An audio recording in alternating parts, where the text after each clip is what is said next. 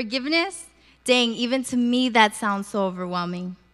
One night when I was 12, I was sleeping in the living room on our old couch because the last room in the house was being occupied by my brothers. My dad must have drank like 30 cans of beer that night. I had school the next morning and went to bed early so I can try and avoid my parents fighting and physical abuse. Next thing I knew, my mom was pinned down on the couch right across from where I was laying. My dad was hurting her so hard, she was asking me for help. Now tell me this, you think a 12-year-old can do much in that situation? I was frozen. My family life had a big impact on me. It was like a huge ball of pain that was just bottled up inside of me. I became a bully. I remember one day the morning bell had rung. All the teachers were about to pick us up for the first day of class. I was standing right behind of her, the girl I saw as my victim at the time. We were on our way to class, and I pushed her into a wall so hard she could hear the big boom. The teacher had no idea what had happened, so she asked me, since she was crying. I told her I didn't know, but in my head I was laughing at the fact that she was in pain, sort of like I was on the inside. There was no other way for me to release this anger and sadness, or so I thought at the time. I hated everyone who had a smile on their face. I didn't find it fair that they were happy and I was living in a life full of such misery. I felt like I was carrying the weight of the world on my shoulders. I had friends, but were they friends I can talk to about my problems at home? Friends who I could explain how I was feeling? No, nothing like that. More like friends I'd gossip with once in a while, friends I'd make feel bad sometimes because I didn't want them getting too close to me. I didn't want to risk being hurt, betrayed, and abandoned like I felt my parents had done to me. I was angry and sad most of the time, except when I was home alone and the best shows were on, like Ed, Edd and Eddy, SpongeBob, and Dexter's Laboratory.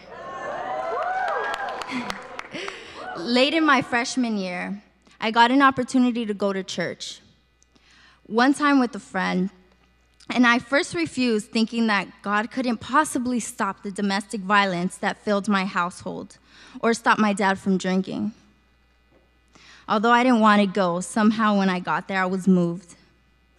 I completely enjoyed the church service and the energy and the wonderful people I was surrounded by. I left knowing I had to find a way back to that place. After attending church on a regular basis, I found myself changing, feeling better, and learning to forgive.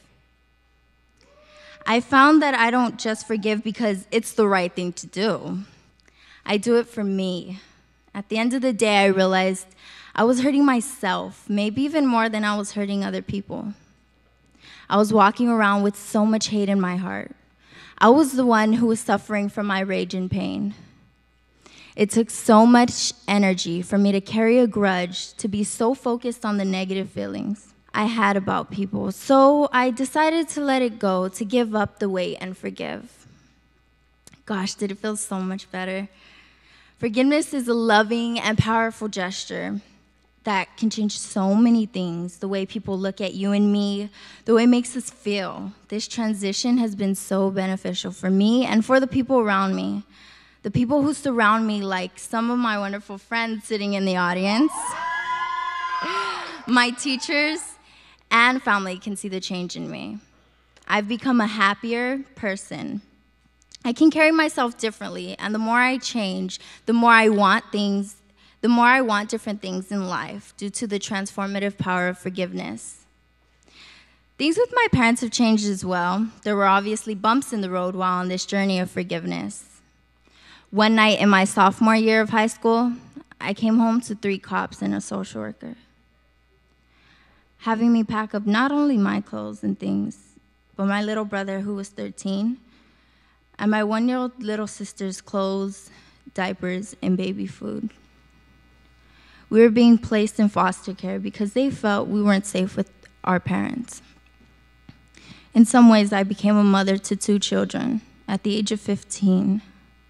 Instead of playing hopscotch, board games, and double dutch. but that part of my life is behind me already.